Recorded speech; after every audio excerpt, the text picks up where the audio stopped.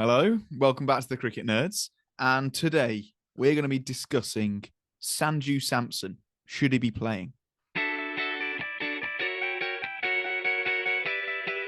So, Benji, first things first. Why has Sanju Samson not been playing? What do India have against him? What does the BCCI have against Sanju Samson? I don't understand. I wonder whether they see him as a T20 only player, which then doesn't explain as to why he's not played, which might explain why he's not been playing in the 50 over, games that have been recently. And obviously he's not, in that upper class of player when you come to the overall T20 team. He obviously wasn't in the T20 World Cup squad. My main thing about Sanju Samson is I think there are currently other players in that Indian selection team that do his role but a bit better. Like if you think about an anchor player who you want someone to come out of the gate, opening up maybe, you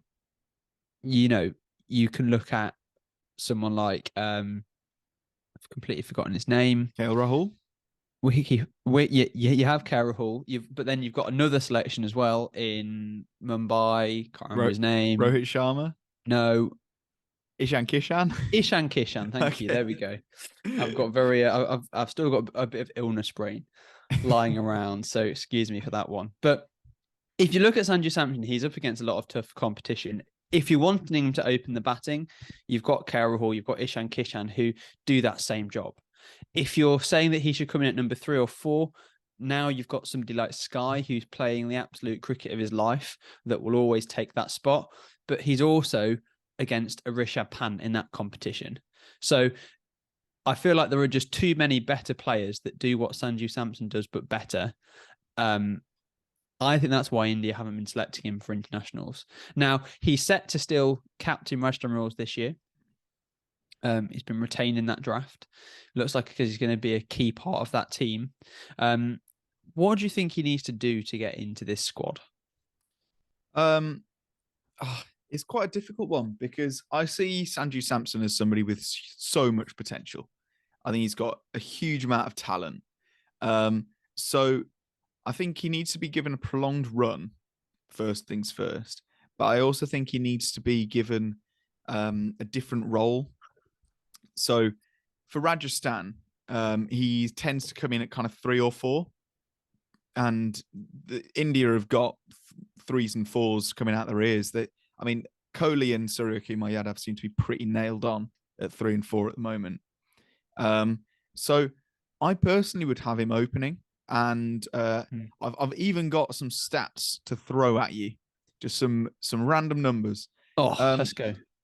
So Sanju Samson's played, I think it's 15 or 16 T20Is, and every time he's opened, or his stats when he's opened, he's got his highest ever score, which was 77, and he averages 26 at a strike rate of 164. Wow.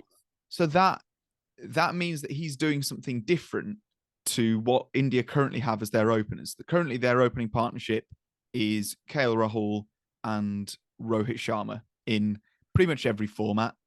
Obviously, the ODI series that's going on at the moment is against New Zealand, and that's a bit of like a Rebels tour because that's, Shikhar Dhawan's the captain and Shubman Gill's opening with him.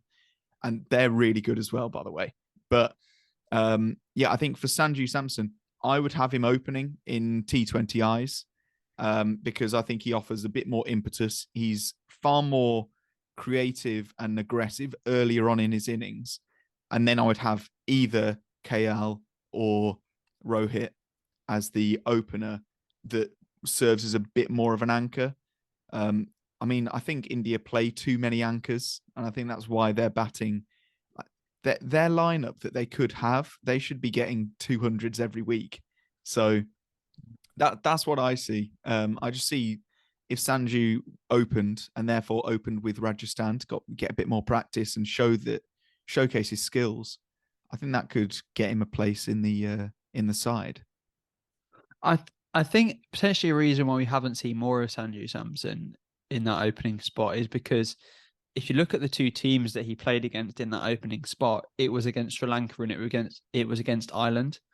And against Ireland, they hit 225 and absolutely smashed them to pieces.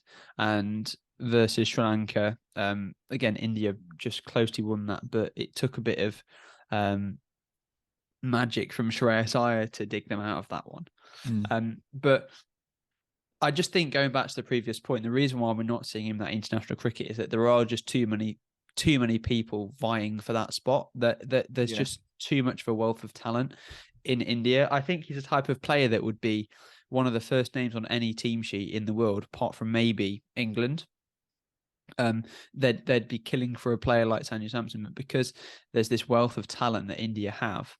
I think for Sanju, what he needs to do to get back into that setup is he needs a really strong IPL this year. I think for him personally, last year we saw him batting at sort of that 3-4 spot for Rajasthan.